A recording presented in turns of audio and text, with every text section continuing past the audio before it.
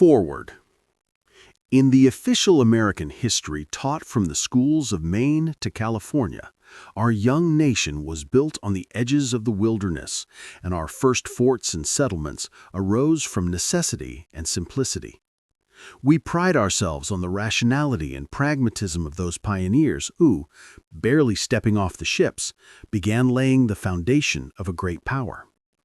However, if we set aside the textbooks and view the world through the eyes of an engineer, troubling questions emerge.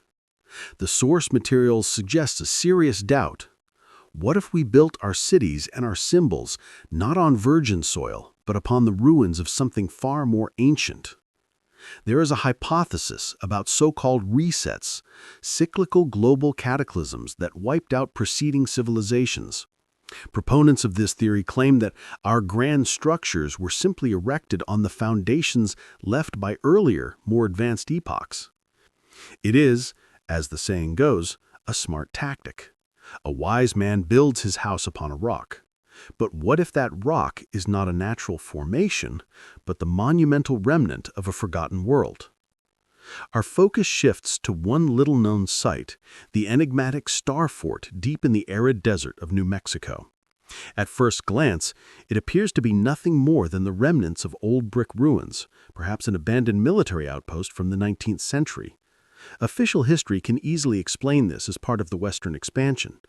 But look closer at the satellite imagery and peek beneath the crumbling brick, and something else emerges. A larger, perfectly fitted blockwork.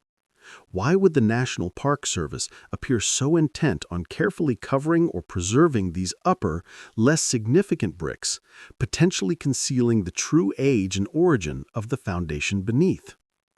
Were our predecessors, proudly hailed as pioneers, actually just masqueraders, ordered to hastily construct ruins on top of titanic structures?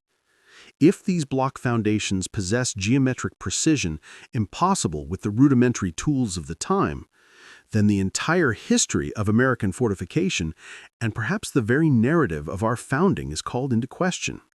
This is not merely a matter of archaeology. It is a question of who we are and where we came from.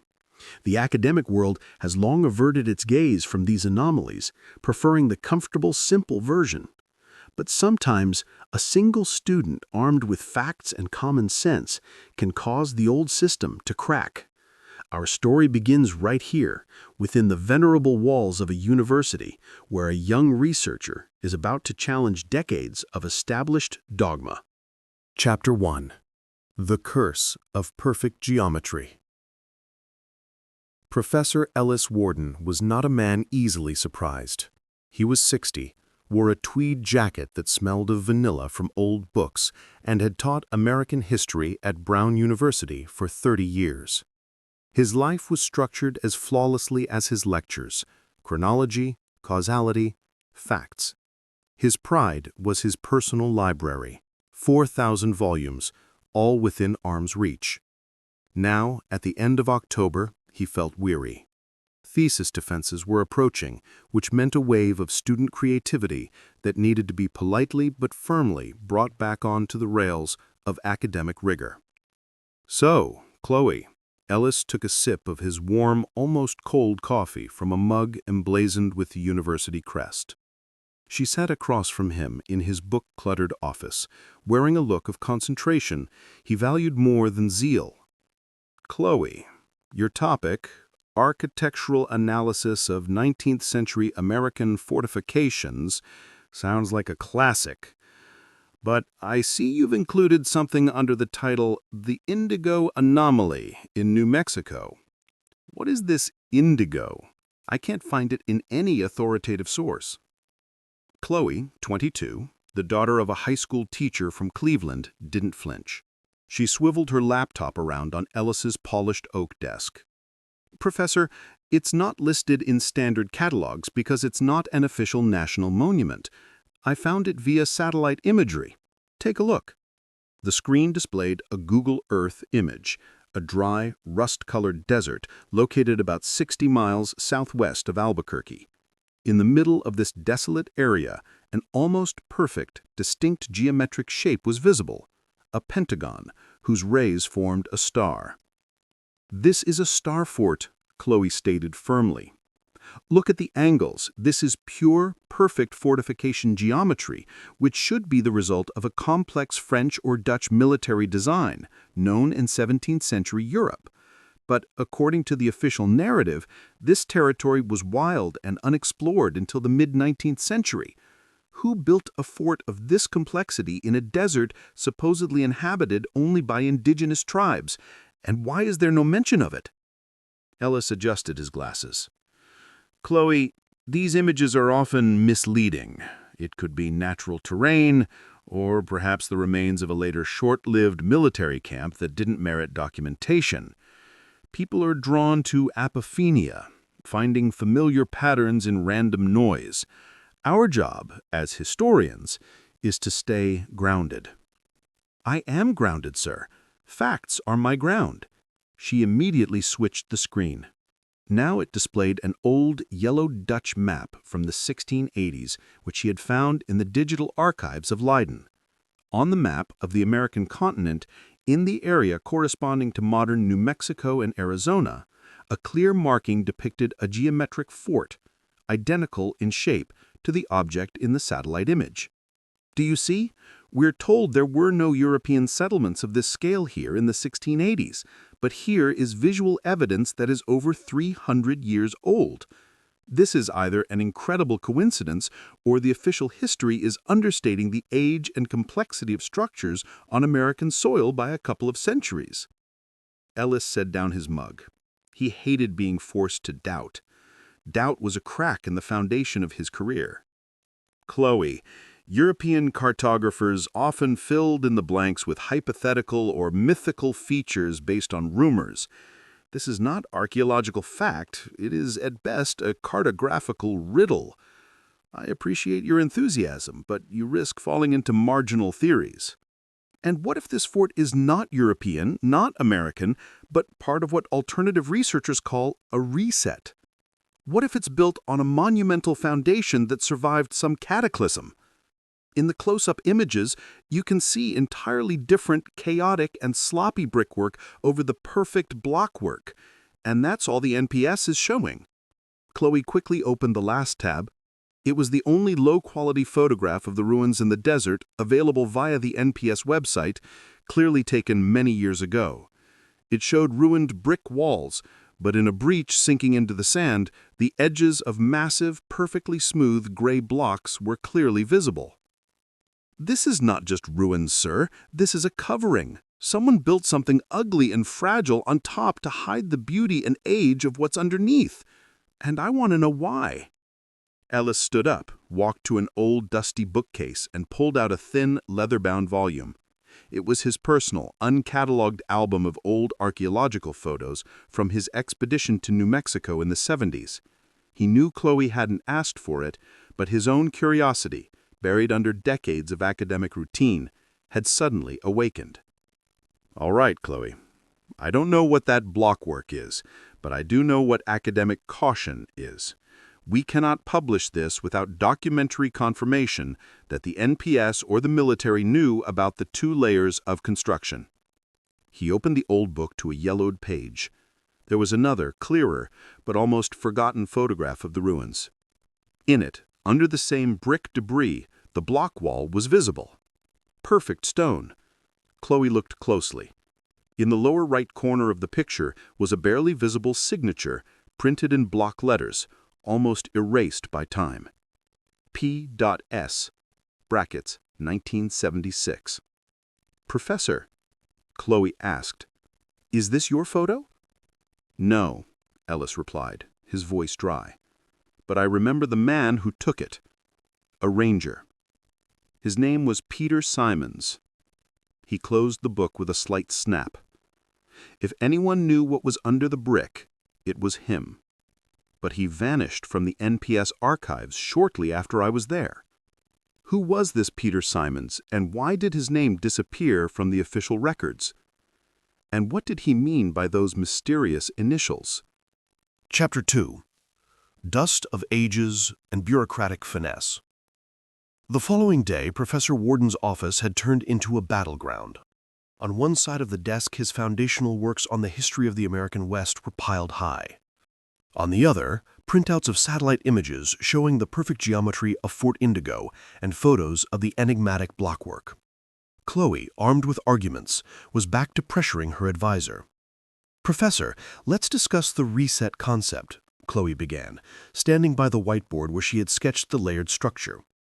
"If we agree that the blockwork beneath the bricks has technologically advanced precision, it could not have been built by either the Spanish or the U.S. Army in the 19th century. This means it belonged to another civilization that perished in a cataclysm. The brick runes on top are not the original structure, but a later camouflaged reconstruction." Ellis nervously rubbed his temple. "Chloe, note this, you're making an extraordinary claim based on one low-quality image and on theoretical constructions. Resets is a term that belongs in the realm of conspiracy theory. My duty is to protect you from that. The blockwork is likely an early, poorly documented foundation. They simply ran out of money or manpower to finish it to the same standard and switched to cheaper, faster brick. That is typical American pragmatism, not a global conspiracy." "Pragmatism?" Chloe scoffed, a hint of the very irony Ellis found simultaneously irritating and compelling entering her voice. "Professor, the perfect block we are talking about is fitted with such precision that a credit card would barely fit in the joint. That requires milling, a precision that in the 19th century was only available for the most expensive civil projects, not for a dusty military fort 60 miles from civilization. Yet piled on top are bricks that look like they were molded from mud. Is that pragmatism? It looks more like a hasty job to cover up traces." To appease Chloe, and perhaps stifle his own growing doubts, Ellis used his long-standing contacts in Washington, D.C. He obtained an electronic copy of the NPS Summary Report on Object Conservation in New Mexico, dated 1995. The file was dry, full of bureaucratic jargon. "Look here," Ellis said, pointing to a paragraph. "It states that Fort Indigo is subject to conservation, with an emphasis on the upper structures in order to preserve the historical integrity of early American military expansion. Not a word about the blocks underneath." "Exactly." Chloe slammed her palm on the desk. "They are actively preserving a lie. They are spending taxpayer dollars to secure bricks that may have been added 150 years ago, and they are ignoring, or worse, burying what is beneath them. If the blockwork was just an early foundation, they would be proud of it and use it to attract tourists. Instead, they act as if it doesn't exist." Ellis sighed, his career instincts battling his scientific curiosity. "My monograph deadline is approaching, Chloe. I must write about how military forts helped us conquer the West, laying the foundation for our current greatness. If I start including theories about lost civilizations and government cover-ups, my work will be destroyed, and my department, which is already facing cutbacks, will be eliminated. I need something solid, irrefutable evidence that the people who built that brick knew what was beneath it." Chloe nodded. "Then we need Peter Simons, the ranger from your old album. He left only one strange note in the NPS report I found, dated 1976. Under the Recommendations for Further Action section, he wrote by hand, 'Not all ruins are what they seem like sand. See P.S.' P.S.? Yes, his name, Peter Simons. Professor, I found him. He's alive, retired in Arizona. It's about 1,200 miles by car from here. If you want to save your monograph, your department, and perhaps the truth about our history, we need to go. He was there when they dug the first trenches. He saw what was under the brick. He is our documentary confirmation." Will the old, weary academic, the defender of official history, drive halfway across the country with a student to talk to a former ranger about mythical blockwork, risking everything? Chapter 3. The Trail to Truth and the Old Ranger. The argument continued for an hour until Ellis felt his tweed jacket was suffocating and his head heavy. Ultimately, scientific integrity won out, but not without a strong push from academic pressure. The university did send him a letter. Either he publishes a major, status-confirming work, or his course, The History of American Expansion, goes into the archives, and his office goes to someone young who believes in digital humanities. Fine, Chloe. Ellis tossed his jacket over the chair back. But no reset theories until we have irrefutable facts. Only primary testimony that early American builders knew about the blocks. And I'm driving. Wednesday morning, Ellis's old but reliable 2005 Ford Explorer headed south on I-95, then west. 1,200 miles from Rhode Island to Arizona was not just a trip, it was a test of their patience and worldviews. "All this driving, Professor," Chloe said, chewing a tasteless sandwich from a roadside diner in Oklahoma, "just to talk to an old man who might just have been crazy or drunk when he wrote his P.S.? He was an acquaintance, Chloe. He was an old-school ranger, the kind who knows every grain of sand on his plot. And yes, I am risking my pension for this. But perhaps my career is already boring enough not to save it. Besides, I can't let you drive alone. You'd crash this magnificent history of the West I've protected." On the road, their differences emerged with humorous but sharp clarity. Ellis, a stickler for schedule, was driven mad by the need to stop every 150 miles for gas, and by Chloe's inability to keep her Lost Technology podcasts down to a reasonable volume. "I think we just need to admit that history is cyclical," Chloe stated as they drove through the endless, monotonous fields of Texas. "All those old government buildings that look like Roman temples, maybe they are replicas too." "Chloe, stop it. We're talking about Fort Indigo." Ellis gripped the steering wheel, "not the Capitol building. Remember Occam's razor. The simplest explanation is usually the correct one. I have a simple version. 19th century American builders were lazy. Your version, we had a global apocalypse that destroyed a civilization with stone milling machines, and then someone secretly ordered NPS Rangers to camouflage it with brick so I could continue giving my boring lectures." "Professor, but isn't it surprising that in a country obsessed with patriotism and its own history, no one wants to investigate such a perfect fort? Shouldn't we be proud that our ancestors could build such ideal geometric structures? Why the silence?" It seems to me the truth here is not only in concealment, but in salvaging the official narrative that says we started from scratch. The journey was a series of small hardships. They got lost in Kansas due to Ellis's outdated GPS. They blew a tire in Oklahoma, and Ellis, who hadn't lifted anything heavier than a book since 1985, had to change the flat. But in these domestic failures, they found something in common: a mutual respect for persistence. Finally, they reached a small town in Arizona. Peter Simons lived in a small, leaning bungalow overgrown with cacti. He was in his 80s, but his eyes, framed by sun creases, were clear and sharp. "Ellis Warden, didn't expect to see you," Peter said, letting them into the house. "Peter, we need to talk about Fort Indigo, about the blocks under the brick. I found your note in an old report. Not all ruins are what they seem like: sand. CPS. Peter looked at them, smirked, then walked over to an old, dusty computer and opened a file. A satellite image of the fort appeared on the screen. Updated, taken last year.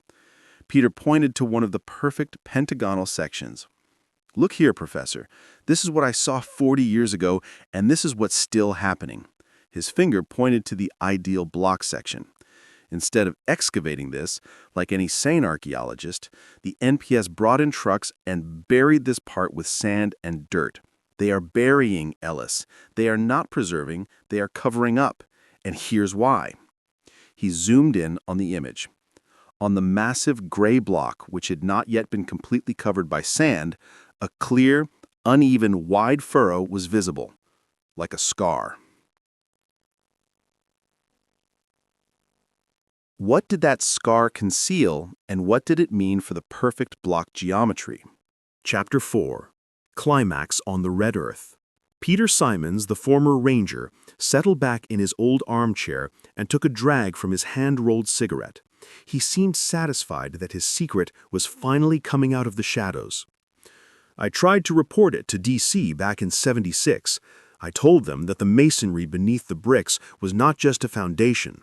The stones are not only perfectly fitted, they have no binding mortar and weigh several tons each.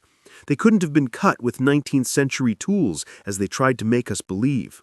Moreover, they didn't show the same signs of wear as the upper brick ruins. They looked as if they were thousands of years old, and they were intentionally camouflaged. Camouflaged? Ellis could not hide his shock. Yes. In 1976, we started clearing one of the pentagonal sections. We removed the upper loose layer of brick, and beneath it was this monolithic massive masonry. One of the blocks was damaged, the one you saw in the picture. We called in experts. They came, saw, and fell silent. A week later, a team arrived from Washington. They ordered me to stop the clearing, and then they simply filled in that part of the fort with sand. I was told the site is classified as military ruins. Your job is to preserve the narrative. Ellis, the defender of academic dogma, felt his world crumbling. That's an incredible breach of protocol. You should have taken more pictures, Peter. I did. I have them. But they only confirm what you need to see with your own eyes. Peter handed them a thumb drive. You need to go there. I have a map of an old trail. It's about 30 miles from the nearest highway, across a canyon floor. A regular SUV will make it if you're careful. Just be sure not to get caught. Ellis and Chloe headed for the fort. When they finally saw the site in reality, they were overwhelmed by a sense of awe and betrayal. Unlike the photos, here on the ground, one could feel the silence and the sheer monumental scale. Your patriotism, Professor, Chloe began, as they carefully descended into one of the old trenches where a breach was visible. It's built on these stories of a clean, honest beginning. What if it was all dishonest? What if from the very beginning we built our pride on a lie of origin? Ellis stopped. He snapped. I'm tired of your naivete, Chloe. You want me, an old, respected professor, to destroy my whole life for a reset theory? I know what Peter saw, but it could be an anomaly, not the rule. If it's not American, what is it? Aliens? This is lunacy. No, Professor, it's not lunacy. It's geometry. It's simply proof that our ancestors were not the first to build on this land. And that makes us not less, but more great, because we are standing on the shoulders of giants we don't even know about. The tension peaked when they reached the exact section Peter had pointed out. The sand was loose, and after 10 minutes of desperate digging, they uncovered the edge of a monolithic block. This block was almost 6 feet high and 10 feet wide. It was absolutely smooth and perfectly rectangular. Ellis dropped to his knees and ran his hand over its surface. This was the moment of culmination. Beneath the layer of desert dust and old bricks lay evidence that screamed of incredible precision and immense age. He, the historian who believed in facts for all his life, stood before a fact that fit into none of his books. "Look at this scar, Chloe," Ellis whispered, his voice trembling. It was the same furrow they had seen in Peter's photograph. The scar ran across the center of the block, like the mark of a giant, incredibly hot saw or a thermal impact. This isn't wear and tear, Chloe. This is unlike any conventional destruction. Chloe quickly photographed the block, placing her cell phone next to it for scale. We have to go. We have the pictures. We have the proof. There's nothing more for us to do here. And then they heard a rumble. On the horizon, among the red New Mexico dust, a ranger vehicle appeared. How will they escape this trap, and what will Ellis do with the truth he has finally found? Chapter 5. Purity and Legacy. The silence that followed the surge was absolute, broken only by the drip of groundwater. They didn't speak again until they were back on the surface, shivering despite the summer heat, their hands covered in mud and a residual metallic smell. They sat on a damp park bench, watching the city awaken around them. "We can't expose this," Liz stated flatly, rubbing her temples. The pragmatist in her had returned, but she was now fused with a terrible new knowledge. Not now. If what we saw is true, if that coil is a gateway to unlimited, free power, it's not just a technical breakthrough, it's a systemic collapse waiting to happen. It invalidates every utility company, every oil well, every contract, every government treaty forged over the last century. Rob, the former conspiracy idealist, nodded, his energy spent. You're right. My old goal was to expose the lie, to tear down the official narrative, but if we release this as an unverified artifact, it'll be instantly dismissed, confiscated, or worse, weaponized. We saw what kind of power that thing holds. Their mission had shifted from revealing a historical lie to preserving an invaluable American legacy. They agreed that the true patriotic act was not to cause chaos, but to responsibly reclaim the better technology for their future. The power that built the White City could still power the nation, but it had to be done safely, intelligently, and on their own terms. We document every single dimension, Liz said, her professional tone returning, but filled with a new purpose. We record the geological layers, the composition of the sand, the exact coordinates. We don't need the coil. We need the science behind the coil. We reverse engineer the principles, and then we build the next system. A clean, stable, silent American system, free of the old corporate controls.